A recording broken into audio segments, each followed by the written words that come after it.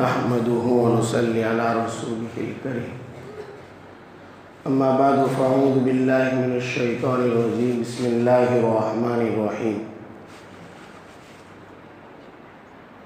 يا أيها الذين آمنوا كتب عليكم الصيام كما كتب على الذين من قبلكم لعلكم تتقون وعن أبي هريرة رضي الله عنه أن رسول الله صلى الله عليه وسلم صعد المنبر فقال آمين آمين آمين او كما قال علیہ الصلاۃ والسلام۔ عزیز دوستوں اور بزرگوں، آپ بارہا سنتے رہتے ہیں کہ قرآن کریم میں اللہ تعالیٰ نے رمضان کے فرض روزوں کا جو مقصد بیان کیا ہے وہ یہ ہے کہ تم تقوی اور پرہیزگار بن جاؤ، تقوی اور پرہیزگاری والی زندگی گزارو۔ اسی مقصد کے لیے رمضان آیا تھا۔ نبی کریم صلی اللہ علیہ وسلم نے بیان فرمایا کہ ایک آدمی روزہ رہتا ہے لیکن اس کی زبان، اس کے ہاتھ، اس کی آنکھیں، اس کے کان وہ روزوں کا اہتمام نہیں کرتا تو اس کے بھوکے رہنے کے سوا کوئی چارہ نہیں، بس صرف بھوکا ہے وہ، اس کے علاوہ کوئی مقصد حاصل نہیں۔ آقا مدنی علیہ السلام کے متعلق حضرت ابو ہریرہ رضی اللہ عنہ روایت فرماتے ہیں کہ ایک مرتبہ نبی کریم صلی اللہ علیہ وسلم ممبر پر چڑھے، صعید المنبر فقال آمین آمین آمین۔ آپ علیہ السلام جیسے ممبر سے خطبہ دینے کے بعد پھر نیچے تشریف لے آئے، صحابہ نے جرأت کی اور عرض کیا یا رسول اللہ صلی اللہ علیہ وسلم، آج کے دن جو ہم نے سنا ہے ایسا کبھی نہیں سنا۔ آج جو آپ نے ممبر پر چڑھتے ہوئے آمین آمین آمین کی صدا بلند کی ہے ایسا کبھی ہم نے سنا نہیں ہے، یہ کیا ماجرا ہے؟ آپ علیہ السلام نے فرمایا کہ جب میں ممبر پر چڑھ رہا تھا پہلے زینے پر میں نے پاؤں رکھا تو فرشتے جبرائیل امین تمام فرشتوں کے سردار نے آ کر ایک بد دعا کی، ایک بد دعا فرمائی کہ جس نے اپنے ماں باپ کو اپنی زندگی میں پایا اور اس نے اس کی خدمت کر کے اپنے آپ کی مغفرت نہ کروا لی تو اس کی ناک خاک آلود ہو، وہ برباد ہو، ابعد اللہ اس کو دور کر دے اپنی رحمت سے۔ یہ بد دعا حضرت جبرائیل امین نے دی اور میں نے کہا آمین۔ پھر جب میں دوسرے زینے پر پاؤں رکھتا ہوں اور میں چڑھ رہا ہوں تو اس وقت جو ہے وہ فرشتے نے جبرائیل نے بد دعا کی کہ اس آدمی کی ناک خاک آلود ہو، وہ برباد ہو، وہ ہلاک ہو کہ جو رمضان المبارک کا بابرکت مہینہ پائے اور وہ اپنی مغفرت نہ کروائے۔ اللہ کی رحمت جوش میں ہے، وہ اوپر سے ہمیں آوازیں لگائی جا رہی ہے، وہ صدا بلند کی جا رہی ہے، اے کوئی مغفرت چاہنے والا آ جائے، اے کوئی جو ہے رزق کے اندر پریشان حال وہ آ جائے، ہے کوئی مصیبت زدہ، یہ اللہ آسمان دنیا پر آ کر صدا لگوا رہے ہیں۔ وہ اللہ جو تمام کائنات کا جو ہے مالک ہے، رب العالمین ہے، پوری کائنات کا رب ہے، اسے ہماری کوئی ضرورت نہیں ہے پھر بھی وہ ہمیں صدا دے رہا ہے کوئی سیٹ تو دھکے مار دے، کیا ضرورت ہے ان لوگوں کی؟ آج بعض لوگ ایسے ہیں کہ جو کروڑ پتی اور جو ہے بڑے پیسے والے ہو جاتے ہیں تو غریبوں کو معمولی سمجھتے ہیں، ان کی کیا ضرورت پڑے گی، اور اگر وہ رشتہ داروں میں ہے تو ان کو کوئی ویلیو نہیں دیتے۔ لیکن وہ بندہ ہے، بندے کو بندوں کی کبھی نہ کبھی ضرورت پڑے گی، لیکن اللہ وہ اللہ ہے جس کے بارے میں خود اللہ کا قرآن کہتا ہے واللہ غنی وانتم الفقراء، تم سب کے سب فقیر ہو اور وہ تمہارا غنی بے نیاز بادشاہ ہے، وہ تمہارا رب ہے، اور پھر بھی وہ اللہ اتنا رحیم ہے کہ اپنے بندوں کو کہتا ہے هل من مستغفرین، هل من مستغفرین، ہے کوئی مغفرت چاہنے والا۔ کتنا پیارا انداز ہے کتنے لاڈ سے بلا رہا ہے، لیکن پھر بھی ہم نے رمضان کی قدر نہ کی، اس کی جو ہے ہم نے عظمت نہ بجا لائی، اور پھر جو ہم نے رمضان جیسا ابھی گزر گیا، آج تو 27واں روزہ ہو گئے، ایک دم 3 روز یا 2 روز باقی ہے۔ اب موقع ہے، ابھی بھی غنیمت سمجھ لو۔ آپ نے کئی چہرے دیکھے ہوں گے، جیسے ابھی قریبی رمضان میں بالکل ابتدا میں ہمارے بیچ سے عثمان بھائی کا انتقال ہو گیا، ابھی قریب میں، اور بھی بہت سارے وہ حضرات تھے جو آپ کی مسجدوں میں پہلی صفوں میں بیٹھتے تھے، ادھر کونے میں بیٹھتے تھے، ادھر کونوں میں بیٹھتے تھے، لیکن وہ آج ہمارے درمیان نہیں ہے۔ آئندہ سال کا رمضان آئے گا، لیکن میں ہوں گا یا نہیں؟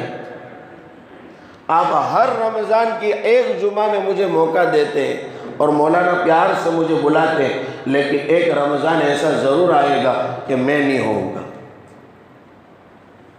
آپ میں سے کوئی نہ کوئی جو ہے آئندہ رمضانوں میں جو انتقال کر جائے گا، اس کو رمضان نصیب نہیں ہوگا۔ ابھی موقع ہے، غنیمت سمجھ لو۔ بد دعا جبرائیل آمین کر رہے ہیں، اور آمین میرے اور آپ کے آقا مدنی علیہ السلام کر رہے ہیں۔ کیا بد دعا اور پھر اس پر مہر آمین کی آپ فضائل اعمال میں پڑھتے ہیں۔ اس کی بڑی وضاحت کے ساتھ حضرت شیخ زکریا رحمۃ اللہ علیہ نے اس حدیث کو بیان کیا ہے۔ رمضان اب کیسے مغفرت کا ذریعہ نہیں بنتا؟ حالانکہ حضور اکرم علیہ السلام نے فرمایا، من صام رمضان ایمانا و احتسابا غفر له ما تقدم من ذنبه، کہ جو آدمی ایک رمضان کا روزہ رکھتا ہے، اللہ تعالیٰ اس کے پچھلے تمام گناہ معاف کر دیتے ہیں، تو اس کی تو مغفرت ہو جاتی ہے۔ پھر آپ کہیں گے کہ مولانا کیسے ہماری مغفرت نہیں ہوگی، ہم نے تو روزے بھی رکھے ہیں۔ لیکن یاد رکھو، روزوں کا جو اہتمام تھا، روزوں کی جو قدر تھی، روزوں میں جتنی چیزوں کی پابندی کرنی تھی، وہ ہم پابندی نہیں کر رہے ہیں۔ اسی لیے آپ علماء سے پوچھئے، نبی کریم صلی اللہ علیہ وسلم نے عید الفطر سے پہلے ہمیں جو ہے صدقہ فطر واجب قرار دیا، عید الفطر سے پہلے، اور اس کی وجہ خود حضور اکرم علیہ السلام نے بیان فرمائی۔ علماء کو بیان کرنے کی ضرورت نہیں، خود حضور بیان فرما کر گئے ہیں کہ جس آدمی نے روزہ رکھا، اس نے مکمل اس کا اہتمام نہیں کیا ہوگا، اس میں کچھ نہ کچھ کوتاہی ہو گئی ہوگی، کانوں نے غیبتیں سن لی ہوگی، آنکھوں نے بد نظری کر لی ہوگی، زبانوں نے بدگوئی کر دی ہوگی، کہیں جھوٹ بک دیا ہوگا، کسی کے بارے میں برا بھلا کہہ دیا ہوگا، کسی کو گالی گلوچ کر لیا ہوگا۔ جو ہمیں اہتمام کرنا تھا روزوں کا، وہ ہم نہیں کر پائیں گے، تو یہ صدقہ فطر اس کی تلافی کر دیتا ہے۔ اب صدقہ فطر کے متعلق بھی سن لو، میرا اس کے اوپر ایک پورا ویڈیو بھی آپ تک شاید پہنچتا ہوگا یوٹیوب کے ذریعے سے، کہ اب لوگ صدقہ فطر کیسا نکالتے ہیں۔ وہی پرانی روش ہماری چل رہی ہے، 50-60 روپے نکال دو، بھائی گیہوں کی قیمت ہی نکالو۔ حالانکہ ایسا نہیں ہے۔ مولانا جس دن عید کا خطبہ پڑھیں گے، یا ابھی آخر میں یہ عید کا جو ہے آخری یہ جمعہ کا خطبہ پڑھیں گے، اس میں ہی ہے کہ ایسا ہی نہیں کہ صرف جو ہے آپ لوگ گیہوں سے جو ہے صدقہ فطر نکالیں، بلکہ جو سے بھی نکالیں، بلکہ تمر یعنی کھجور سے بھی نکالیں، آپ کشمش سے بھی نکالیں، آپ کی حیثیت جتنی ہے ایسا نکالیں۔ ہماری حیثیت 60 روپے کی قیمت کی ہے، تو ہم 60 روپے کی قیمت کا نکالیں، یعنی 2 یا پونے 2 کلو گیہوں کی قیمت۔ اگر ہماری حیثیت جو ہے 3.5 کلو کھجور کی ہے، تو اس کی صدقہ فطر نکالیں۔ اب ہر آدمی ایک لاٹھی سے صدقہ فطر نکال دیتا، غریبوں کا کوئی فائدہ نہیں ہوتا۔ اب ایک گھر میں آپ ایک صدقہ فطر 60 روپے بھیج دو، اس کو کیا فائدہ ہوگا؟ اگر آپ جو ہے صدقہ فطر 3.5 کلو کھجور، اور ان 3.5 کلو کھجور جو آپ کھاتے ہیں، اب میرے گھر کے اندر میں 600 روپے کلو کے کھجور کھاتا ہوں، آپ اندازہ لگائے کہ میرے کتنے ہوں گے؟ 2100 روپے ہوں گے ایک آدمی کا صدقہ فطر۔ کل میرے ایک دوست کا فون آیا کہ مولانا میں کتنے صدقہ فطر نکالوں؟ ان کے گھر کے جو ہے 7 یا 8 آدمی ہیں، 10,000 روپے صدقہ فطر نکال رہا ہے۔ آپ کی جتنی حیثیت ہے اس کے مطابق کام کیجیے۔ تیسری چیز، نبی کریم صلی اللہ علیہ وسلم جب ممبر پر چڑھے ہیں تو آپ علیہ السلام کو جبرائیل امین نے بد دعا سنائی کہ اس آدمی کی ناک کا آلود ہو جس نے میرا نام سنا، جس کے سامنے میرا تذکرہ کیا گیا اور اس نے مجھ پر درود نہ پڑھا تو اس کی ناک خاک آلود ہو، وہ برباد ہو۔ الفاظ حدیثوں میں کہیں بعدن آیا ہے، کہیں جو ہے ابعد اللہ آیا ہے، سب مختلف الفاظ ہیں۔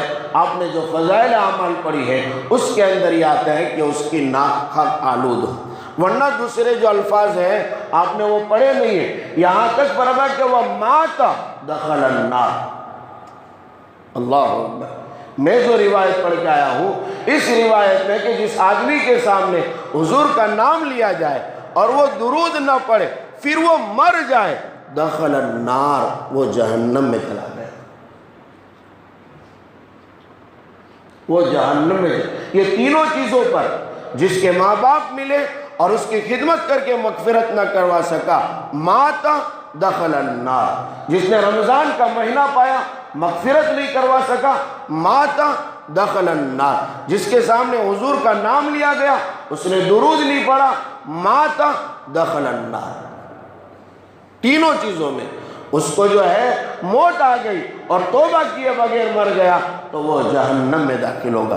اور پھر تیسرا ٹکڑا فرمایا ابعد اللہ۔ دنیا میں تو جو ہے ہم چین و سکون سے نہیں جی پا رہے، آج حالات آپ کتنے سنگین دیکھ رہے، ایسی مصیبتوں کا سامنا جو ہم کر رہے ہیں کہ ہمارے پرخوں نے سنا بھی نہیں ہوگا، ایسے حالات دن بدن رونما ہو رہے ہیں، پھر بھی ہم سمجھ نہیں ہو رہے کہ اللہ کی رحمت ہم سے کیسے دور جا رہی ہے۔ پھر مر گیا، پھر رحمت دور ہونے کا کیا مطلب؟ میدان حشر میں اللہ رحمت کی نگاہ سے دیکھے گا نہیں، اور رب ہمیں رحمت کی نگاہ سے نہ دیکھے۔ ایک باپ میرے گھر کے اندر منہ چڑھا کر بیٹھے اور بیٹے کو نظر نہ کرے تو بیٹوں کیا حال بنتا ہے۔ ایک بیوی کے سامنے اس کا شوہر، کل ایک عورت مجھے فریاد کرنے لگی، مولانا 15 دن ہو گئے لیکن میرے شوہر نے مجھ سے بات نہیں کی، آپ اس کو سمجھا۔ اب اس کے گھر میں کیا ہوتا ہوگا؟ کہ وہ بچوں کو لے کر الگ روم میں سو جاتا ہے، میں دوسرے روم میں سوتی ہوں۔